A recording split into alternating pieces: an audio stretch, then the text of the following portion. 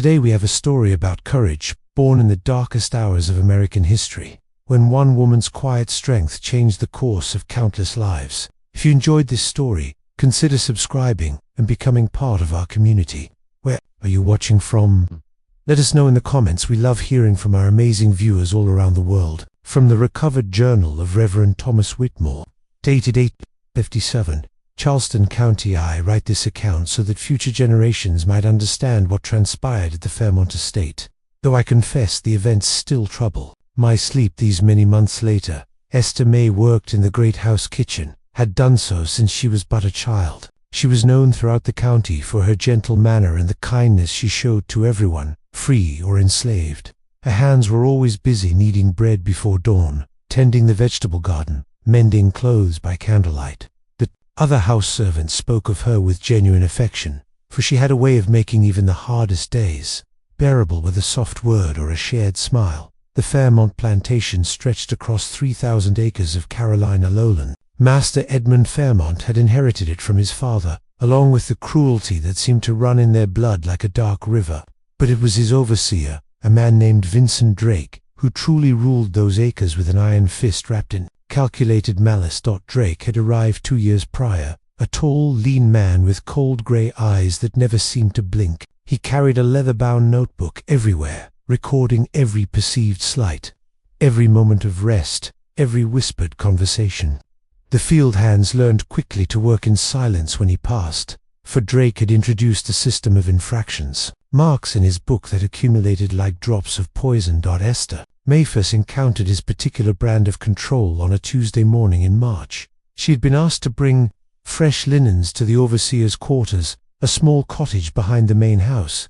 As she knocked softly at his door, she noticed something strange carved into the doorframe, symbols she did not recognize, arranged in careful patterns. "You are 7 minutes late," Drake said when he opened the door, though she had come at the exact time requested. "I apologize, sir," Esther Mae replied softly, keeping her eyes respectfully lowered. "I came as soon as the book does not lie." He showed her the page where her name now appeared, marked with a single black line. 3 infractions earn a punishment. Remember that? She left quickly, her heart beating strangely fast, though she could not say exactly why. It was only a mark in a book, after all. But as she walked back to the kitchen, she heard the sound of dogs barking from somewhere deep in the woods, a sound that seemed to echo longer than it should, carried on wind that did not exist. That evening, as she prepared supper, the head housemaid whispered to her, "Stay away from Drake's cottage after dark, child. Strange things happen there, and whatever you do, don't let him mark you 3 times. Esther Mae nodded, though the warning settled in her stomach like a stone. Through the kitchen window, she could see Drake standing at the edge of the tree line, perfectly still, his notebook clutched against his chest. He was staring at the great house, with an expression she could only describe as hungry. The dogs began barking again, and this time they did not stop until well past midnight. From a letter discovered in the estate archives, sender unnamed, dated April 1857, what happened to Esther Mae in those following weeks would seem impossible if I had not witnessed it with my own eyes. The second infraction came on a morning when the spring rain fell soft and steady. Esther Mae had been asked to collect eggs from the hen house, a simple task she had performed 1,000 times, but when she returned with the basket, Drake was waiting in the kitchen yard, his notebook already open. "You have taken 32 minutes for a task that requires 20, he announced. "You are stealing time that belongs to Master Fairmont." The head cook, a woman named Ruth, who had worked the Fairmont kitchens for 40 years, stepped forward. "Sir, the hens were scattered from the storm last night. The girl had to search." Silence. Drake's voice was quiet, but it cut through the air like a blade. "I did not address you."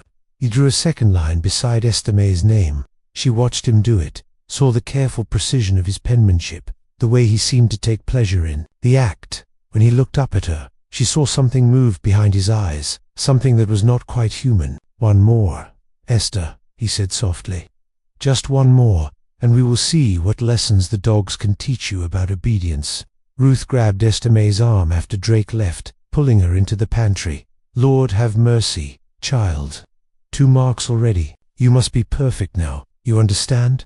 Perfect in all things." But perfection, Esther Mae was learning, was not something Drake intended to allow. The tasks became impossible. She was given contradictory orders: fetch water but do not leave the kitchen, prepare 3 meals but use only 2 hours, clean the silver but do not touch the silver. Other servants began to avoid her, fear making them cruel in their silence. She was being isolated, separated from the herd like a wounded animal. At night, she could hear the dogs. They were kept somewhere in the woods, beyond the fields, but their howling had a strange quality to it, almost like human voices attempting to form words. She asked Ruth about them once, in a whisper. "Those ain't normal dogs," Ruth replied, her hands shaking as she kneaded dough. "Drake brought them with him, fed them something that changed them. Some say he feeds them." She did not finish the sentence, but Esther Mae understood. The previous autumn, a field hand named Samuel had received 3 marks in Drake's book. He had been taken to the woods. No one had seen him since, though sometimes, in the darkest hours before dawn, the dogs would howl in what sounded terribly like Samuel's voice, calling for his mother. On the 7th day of April, as Esther Mae hung laundry in the yard, she noticed something peculiar. One of the sheets had blown against Drake's cottage window, and through the gap she saw shelves lined with jars. Inside the jars were things she could not quite make out, shapes suspended in amber liquid, things that might have been roots, or might have been fingers. She looked away quickly, but not quickly enough. Drake was standing at the edge of the woods watching her. Even from that distance, she could see him smile. He raised his notebook and made a show of opening it, his fingers poised above the page. The 3rd mark was coming. Esther Mae could feel it approaching like a storm on the horizon, inevitable and dark. That night, the dogs howled until dawn, and in their cries, she was certain she heard them speak her name. Transcript from the diary of Miss Caroline Ashford, visiting niece of Master Fairmont, dated May 1850 A. Savini. Arrived at my uncle's plantation with little knowledge of the darkness that had taken root there. What I discovered in those first weeks troubled me deeply, though I struggled to find anyone who would speak plainly about the terror that held them silent. Their servants moved like ghosts through the great house, their eyes always downcast, their voices barely whispers. But it was Esther Mae who caught my attention, a young woman who carried herself with quiet dignity, despite the fear I could see etched in the tight corners of her mouth. I learned about Drake's system of marks from my uncle's wife. During tea, she spoke of it casually, as if documenting human beings like livestock was perfectly reasonable. "Vincent has brought such order to the plantation," she said, stirring sugar into her cup. "The workers are much more productive now that they understand consequences." "What sort of consequences?" I asked. She smiled, but it did not reach her eyes. "The dogs, dear. Vincent has trained them for correction. 3 infractions, and the offender is taken to the woods for education. Most return ... changed. Better workers, certainly. Most return. Not all." I began observing Drake more closely. He moved through the plantation like a predator, his notebook constantly in hand, recording infractions that seemed arbitrary at best, manufactured at worst. I watched him mark a field hand for walking too slowly, another for walking too quickly. A woman in the laundry received a mark for singing while she worked. Wasteful use of breath, he called it. But it was his attention to Esther Mae that disturbed me most. She already carried 2 marks, I learned. Drake seemed to follow her movements throughout the day, waiting for any excuse to add the 3rd. I saw her hands tremble as she poured my morning tea, saw the way she checked every corner before moving from one task to another, as if expecting him to materialize from the shadows. One afternoon, I encountered her in the upstairs hallway. She was standing before a window, staring out at the woods where the dog pens lay hidden among the trees. "What is it you see there?" I asked gently. She startled, then curtsied quickly. "Nothing, miss. I apologize for standing idle." "You need not apologize to me." I moved beside her, following her gaze. "Tell me about the dogs." Her breath caught. "Miss Caroline, I should not please." She was quiet for a long moment, and I thought she would not answer. Then so softly I almost missed it. "They remember who they were. Late at night, when the moon is dark, you can hear them crying in voices that ain't quite animal anymore.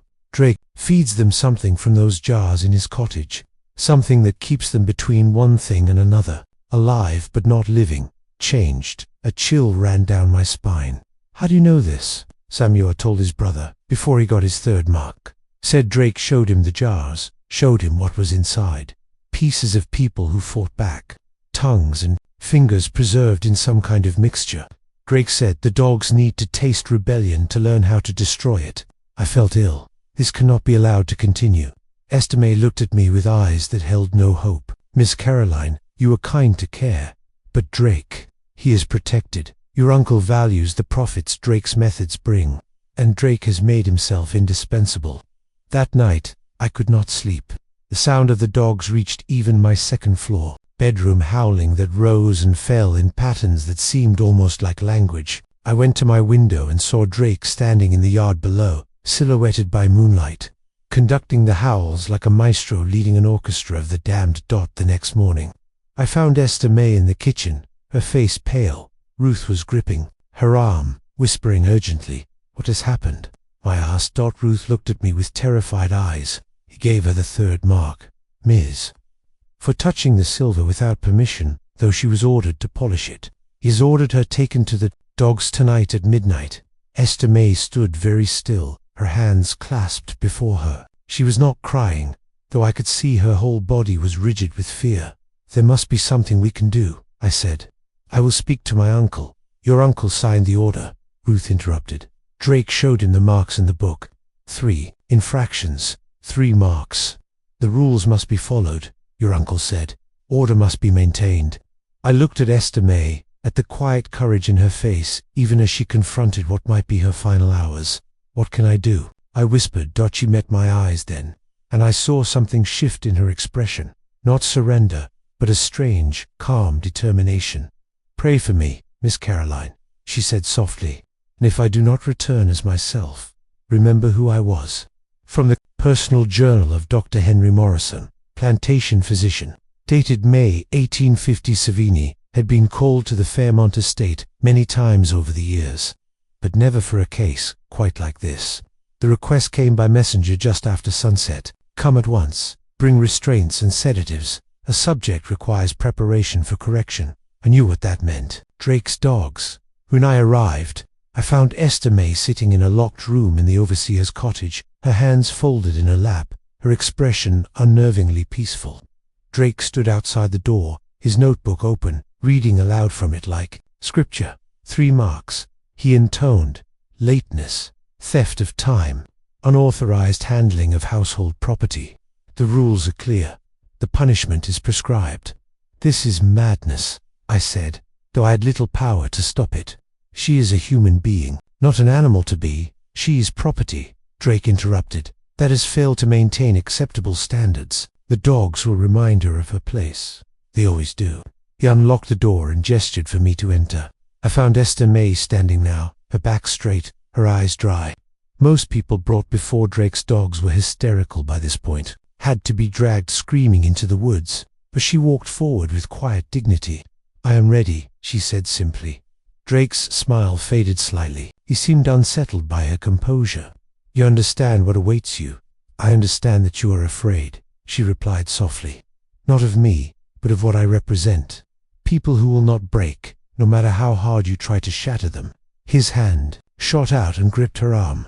"The dogs will teach you fear soon enough." As we walked toward the woods, I noticed something strange.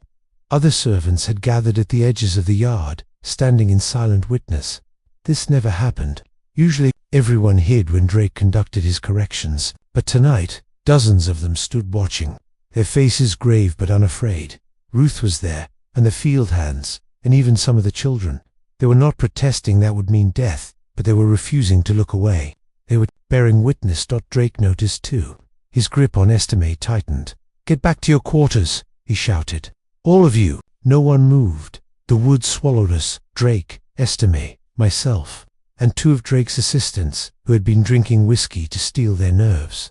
The dog pens lay a quarter-mile in, down a path that seemed to grow darker with each step, as if the trees themselves were closing in around us. I had seen the dogs once before, when Drake first brought them. They had been normal hounds then, if larger than most. But whatever he had done to them in the 2 years since had transformed them into something else entirely. They were massive now, their muscles rippling beneath patchy fur, their eyes glowing, with an intelligence that was deeply wrong. When they panted, I swear their breath came out in words too low to understand. Drake pulled out a key and unlocked the pen. The dogs immediately fixed their attention on Esther Mae, their bodies tensing, their lips pulling back to reveal teeth stained dark with old blood. "Any final words before the education begins?" Drake asked her, and I heard genuine curiosity in his voice, as if he was interested in collecting her last thoughts for his notebook. Esther Mae looked at the dogs for a long moment. Then she began to sing. It was a hymn I had heard before, though I could not recall the name. Her voice was clear and strong, echoing through the trees. The dogs' ears flattened against their heads. They began to whine, a high, distressed sound that raised every hair on my neck. "Stop that," Drake ordered. She kept singing. He struck her, across the face, hard enough that blood appeared at the corner of her mouth. Still she sang, the words washing over us like a cleansing rain. And then I saw it, the thing that would haunt my dreams for years to come. The dogs were not attacking. They were backing away, pressing themselves against the far wall of the pen, whimpering like puppies. And in their eyes, I saw recognition, I saw memory. I saw the men they had once been, crying out through the beasts they had become. Drake saw it too. His face went white with rage, then red with something that looked terrifyingly like fear. "Attack!" he screamed at the dogs. "I command you to attack." The largest dog lifted its head and looked at Drake, and what I saw in that gaze was pure hatred, human hatred, intelligent and consuming. The dog's mouth opened, and in a voice that was neither animal nor human, it spoke a single word: "No." Excerpts from Miss Caroline Ashford's letters to her sister in Boston, compiled and dated May through June, 1857. Dearest Margaret, I must confess, I write to you now with hands that shake from what I have witnessed. The impossible has occurred at Uncle's plantation, and I fear we are only seeing the beginning of a reckoning that has been building for far longer than any of us knew. When Esther Mae emerged from the woods that night, she was unharmed, not a scratch upon her, though her dress was torn and her feet bloody from the walk. But it was Drake who required my medical attention, Drake who had to be carried back to his cottage, his mind apparently shattered, muttering over and over, about eyes in the darkness and voices speaking his name. The dogs had not touched Esther Mae. More than that, they had turned on Drake. Dr. Morrison told me what he witnessed, though he swore me to secrecy at the time. The dogs had spoken, not barked or growled, but formed words with tongues that remembered human speech. They had remembered who they were, these men transformed into beasts, and in that moment of recognition, they had chosen to protect rather than to harm. Uncle wanted to have the dogs destroyed immediately, but when his men went to the pens the next morning, they found them empty. The gates were locked from the outside, no sign of forced entry, yet every single dog had vanished. Some say they heard them running through the woods that night, their howls gradually growing more human, more joyful, as if whatever dark spell had held them was finally breaking. Drake recovered his wits after 3 days, but something in him had fundamentally changed. He no longer carried his notebook. He would not go near the woods. And when he looked at Esther Mae, I saw fear in his eyes, the kind of fear that comes from realizing you are not the predator you believed yourself to be. But Esther Mae was not content to simply survive. I discovered this when I found her, in my uncle's library late one night, surrounded by books and papers, a single candle burning low. "What are you doing here?" I whispered, though I was more curious than angry. She looked up at me with eyes that burned with quiet purpose. "Learning the rules, Miss Caroline. The real rules, written in law, not the ones men like Drake make up to suit themselves." I moved closer and saw what she was reading: property law, contracts, the legislation governing the peculiar institution of slavery in South Carolina. She had taught herself to read, I realized, though such education was forbidden to her. "How long have you been able to read?" I asked. "Since I was 10, Ms. The old master's daughter taught me before she died. I have kept it secret all these years, but now I need to understand the weapons they use against us. If I am to fight, I must fight with knowledge." She showed me what she had discovered. Drake's system of marks and punishments was not sanctioned by law. In fact, several of his methods violated even the sparse protections afforded to enslaved people. The transformations he had performed on those dogs, she had found references to similar practices in an old journal hidden in Drake's cottage. Practices rooted in dark traditions brought from the Caribbean, mixing folk magic with deliberate cruelty. "There is a magistrate in Charleston," she told me, "a man named Judge Thaddeus Crane. He is known to enforce the law evenly, even when it protects those society deems unworthy of protection. If I can bring him evidence of Drake's crimes, they will never allow you to travel to Charleston, I interrupted. Uncle would never permit it. She smiled then, a sad, knowing smile. Then, I will need help from someone they cannot refuse. Someone like you, Miss Caroline. And so, our unlikely alliance began. Over the following weeks, we gathered evidence. Esther Mae would find documents, records of Drake's experiments, lists of those who had disappeared into the woods. I would copy them, hide them among my personal papers. Ruth and other trusted servants began to speak up, providing testimony about what they had witnessed. We learned that Drake had come to the plantation with recommendations from other estates, all of which had experienced similar disappearances, similar transformations.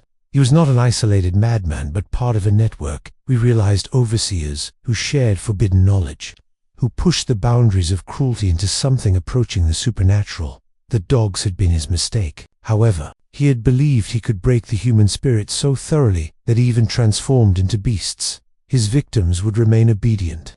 But he had underestimated the power of recognition, of remembrance, of human will that persisted even in the most altered form. In early June, we received unexpected assistance. A field hand named Thomas came to Esther Mae with a wooden box he had buried years ago. Inside were letters written by Samuel, the first man taken by the dogs, letters he had managed to scratch out in the hours before his transformation, describing everything Drake had told him, every detail of the process. "Samo made me promise," Thomas said, his voice breaking, "made me swear that if he did not come back as himself, I would keep these safe, that someday someone would use them to stop Drake from doing this to anyone else." Esther Mae held those letters like precious gems. "Samuel's death will have meaning," she promised. "They all will."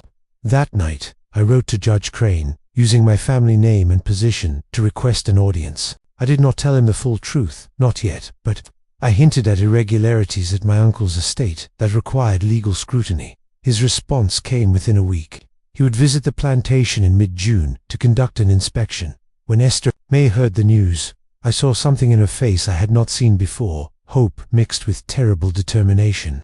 "When he comes," she said quietly, "Drake will try to hide everything. He will lie, manipulate, make us seem like troublemakers spreading false witness. We must be ready." "What will you do?" I asked. She looked at me with eyes that had seen hell and chosen to walk back out of it. "I will speak truth to power, Miss Caroline, and I will trust that truth is stronger than the darkness that has lived here too long."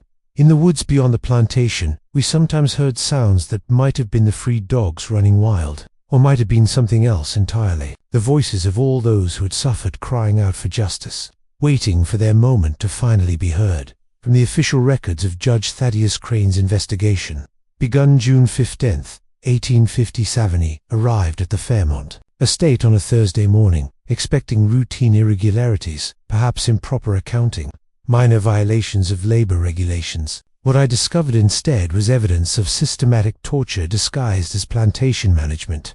Master Fairmont greeted me with nervous hospitality, his wife hovering nearby, both of them eager to show me the profitable cotton fields, the well-made outbuildings, anything to distract from the real darkness at the heart of their enterprise. Drake was notably absent from this initial greeting. I was told he was attending to urgent business in the far fields. It was Miss Caroline Ashford who approached me that evening, after the formal dinner had concluded.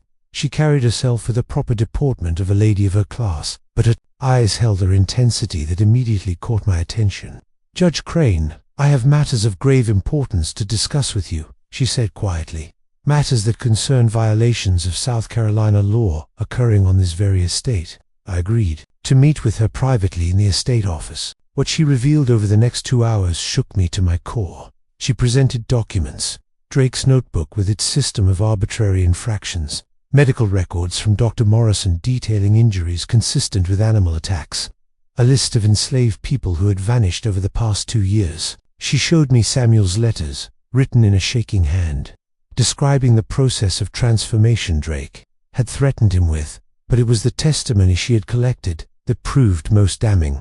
Signed statements from Ruth, from Thomas, from a dozen others, all describing the same pattern. Marks in the book, trips to the woods, people who returned changed or did not return at all, and the dogs always the dogs, growing larger, stranger, more aware, fed on something that kept them suspended between human and beast. "This is extraordinary," I said, though the word felt inadequate. "If true, these practices violate not only plantation law, but natural law itself. They are abominations." "They are true, Your Honor," said a voice from the doorway. I turned to see a young black woman standing there, her posture straight, her hands folded calmly before her. This was Esther Mae, Caroline told me, the one who had survived the dogs. "I am willing to testify publicly," Esther Mae said. "I understand the risk. I understand that speaking against my master and his overseer may cost me my life. But what Drake has done must be stopped, and silence protects only the guilty." Her courage was remarkable. I had presided over many cases, heard testimony from dozens of enslaved people seeking protection under the law, but never had I encountered such quiet, powerful conviction. "Then we will convene a formal hearing," I decided. "Tomorrow at noon, in the great house parlor. Master Fairmont, Drake, and all relevant witnesses will be present. This matter will be examined in full light." When Fairmont learned of the hearing, he attempted to dissuade me. He spoke of the plantation's reputation, of the economic consequences of disrupting the labor system, of Drake's innovative methods increasing productivity by 30%. "Your productivity is built on transformation of human beings into beasts," I replied coldly. "The law does not permit such innovations, Master Fairmont. Not in South Carolina, not anywhere in this nation." Drake finally appeared that evening. He had lost weight, I noticed, and there was a tremor in his hands that he could not quite hide. When I informed him of the hearing, his face went pale. "This is a conspiracy," he said. "That girl Esther Mae, she has always been a troublemaker. She speaks lies to turn you against me." "Then the hearing will determine truth from falsehood," I replied. "Bring your records. Prepare your defense. Tomorrow at noon." That night, I heard him in his cottage, moving frantically, the sound of breaking glass and desperate prayers. Through my window, I saw him carry armfuls of jars into the woods, the jars containing whatever unholy substances he had used in his transformations. I suspected he was destroying evidence, but he could not destroy the witnesses. He could not silence the testimony of those who had survived, and he could not erase the one piece of evidence that damned him most thoroughly, his own notebook, which Caroline had secretly copied, preserving his detailed records of every mark, every punishment, every person sent to the dogs. The morning of the hearing, I rose early and walked to the edge of the woods where the dog pens had stood. They were empty now, dismantled, as if Drake hoped to pretend they had never existed. But I could see the worn paths in the earth where paws had paced endlessly. I could see dark stains in the dirt that might have been blood, and in the trees, above, I saw carvings, names scratched into the bark. Samuel, Moses, Benjamin, 7 names in all. 7 men who had been taken to this place and transformed. A memorial made by those who remembered them, who refused to let them be forgotten. As I stood there, I heard movement in the deeper woods. When I turned, I saw eyes watching me from the shadows, large, intelligent eyes that glowed with an almost human awareness. The dogs had not gone far, I realized. They were waiting, watching, bearing witness in their own way to what would unfold. One of them stepped forward into a shaft of morning light, and I saw it clearly, a massive hound with grey-streaked fur and eyes that held unmistakable recognition. It looked at me, and in a voice that was rough but undeniably human, it spoke, "Justice." Then it turned and melted back into the forest, leaving me standing alone in the clearing, my hands shaking. My understanding of what was possible forever altered. The hearing would begin in 4 hours, and I knew, with absolute certainty, that nothing at the Fairmont estate would ever be the same again. The parlor was filled to capacity. I had expected resistance, perhaps even violence, but what I found instead was a strange, tense silence, as if the entire plantation was holding its breath, waiting for a storm that had been building for years to finally break. Master Fairmont sat in his chair, his face red with suppressed anger. His wife stood behind him, her hands gripping the chair back so tightly her knuckles had gone white. Drake sat apart from them, his eyes darting constantly to the windows, as if expecting something to come crashing through at any moment. The enslaved people of the plantation filled the remaining space, standing along the walls, crowding the doorway. Faces I had never seen show themselves so openly in the presence of their masters. Ruth was there, and Thomas, and dozens of others who had lived in fear for so long that this moment of speaking felt like a revolution in itself. And at the front of the room stood Esther Mae, her hands folded, her expression calm, ready to testify. I called the hearing to order and began with a simple question directed at Drake. Will you explain the system of marks and infractions you instituted on this estate? Drake straightened in his chair, attempting to reclaim the authority that had been slipping from him. It is a system of order and discipline, Your Honor. Clear rules, clear consequences. The workers respond well to structure. And the consequences? I pressed.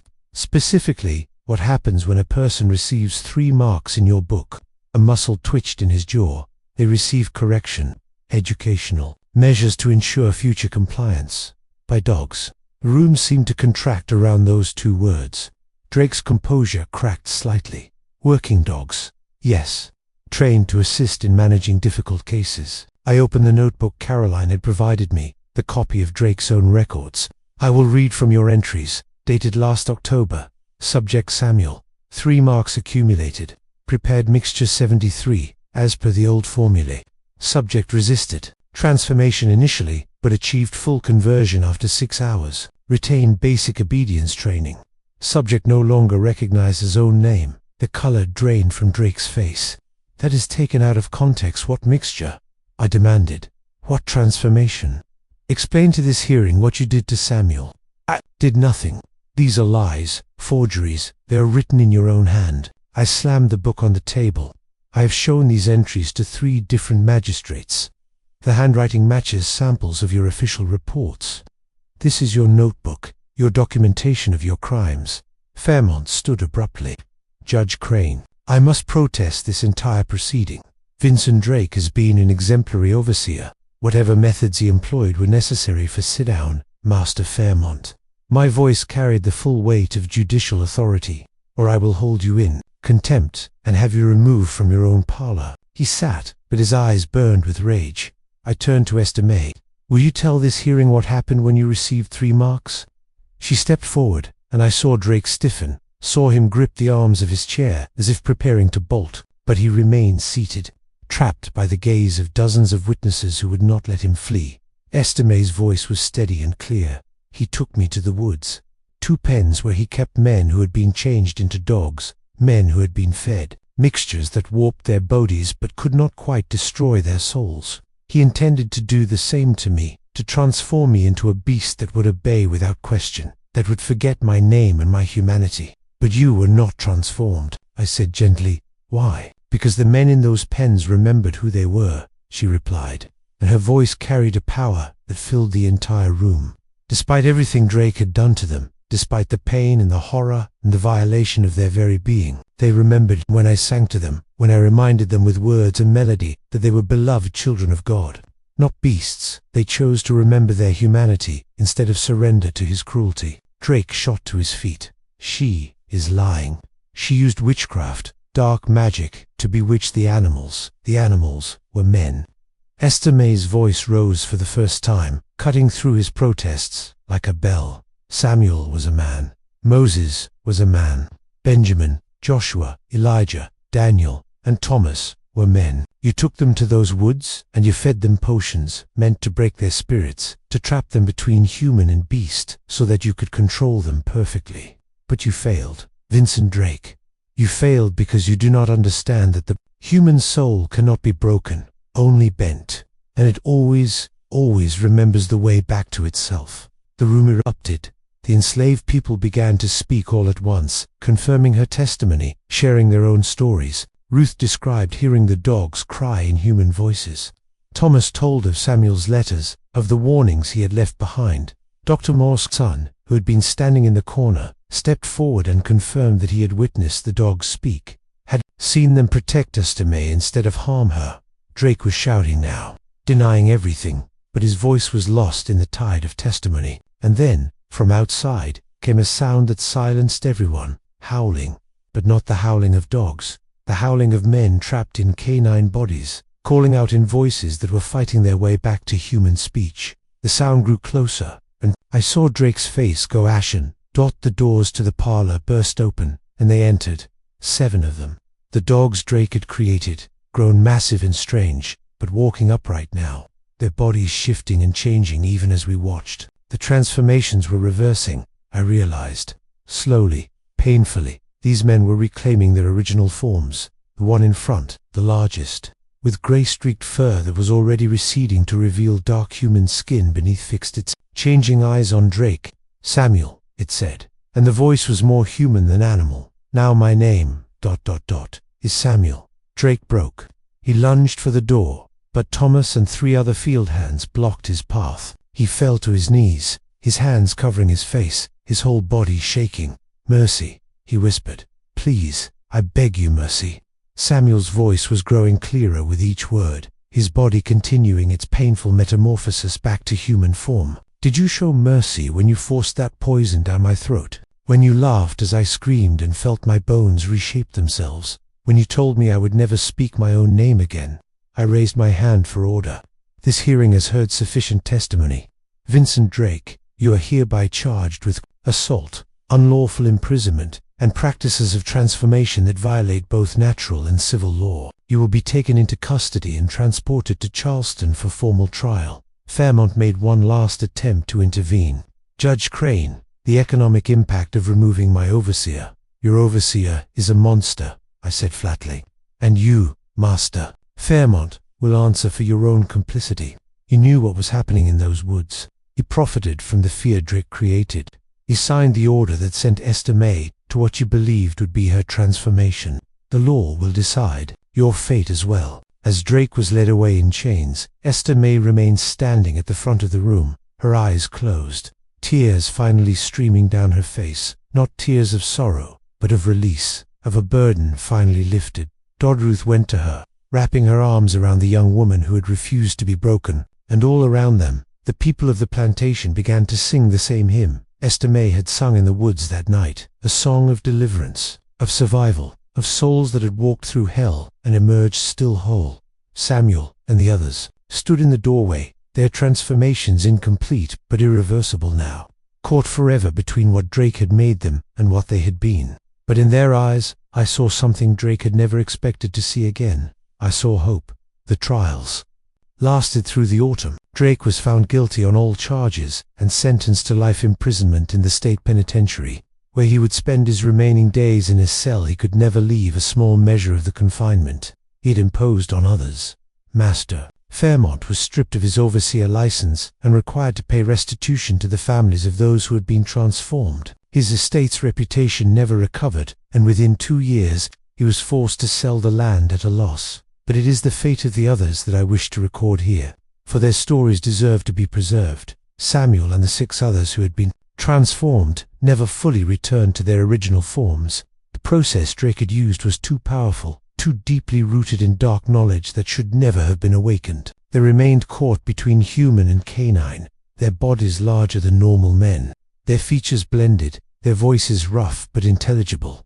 Judge Crane ruled that they were legally human, regardless of their appearance, and therefore entitled to all rights and protections. It was an unprecedented decision that sent ripples through the legal systems of the South, establishing precedent that would be cited in courtrooms for decades to come. The 7 men chose to leave the Fairmont estate together, walking north toward territory where they might find communities willing to accept them as they were. Before they left, Samuel came to find Esther Mae one last time. She was in the garden, tending the vegetables as she always had, though now she did so as a free woman. Judge Crane had ruled that her contract of servitude was void, given the circumstances of abuse she had endured.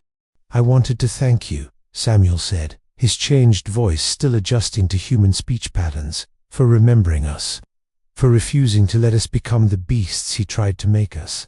Esther Mae took his massive, partially transformed hand in both of hers. "You saved yourself, Samuel. You and the others.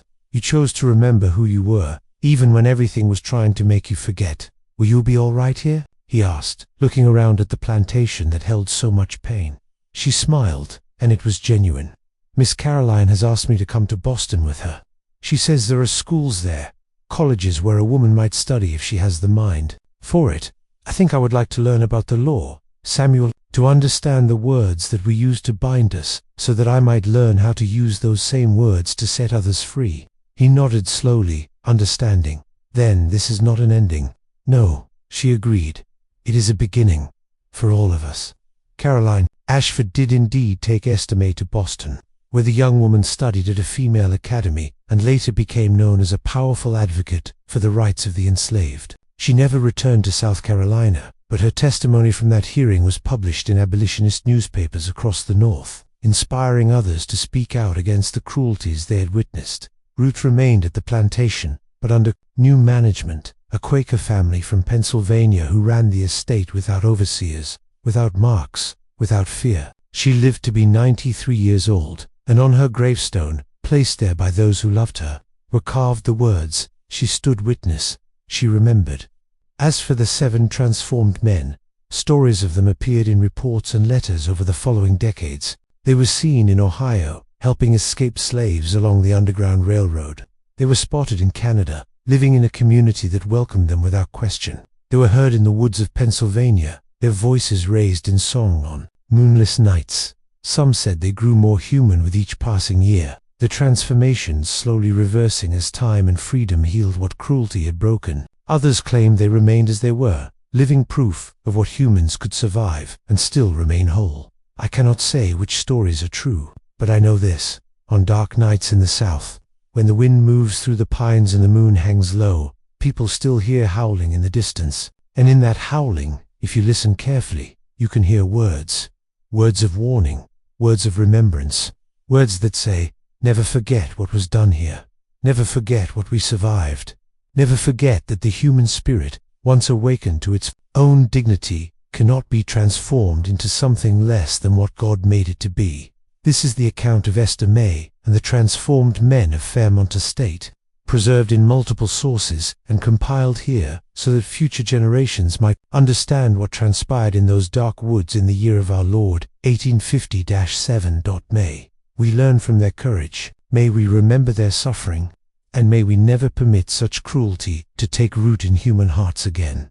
Crudcole closed and archived. November 24th, 1857. May their names be remembered: Samuel, Moses, Benjamin, Joshua, Elijah, Daniel, Thomas, and Esther Mae, souls who walked through hell and emerged in knowing their own names. And if you enjoyed this story, consider subscribing and becoming part of our community. Where are you watching from? Let us know in the comments. We love hearing from our amazing viewers all around the world.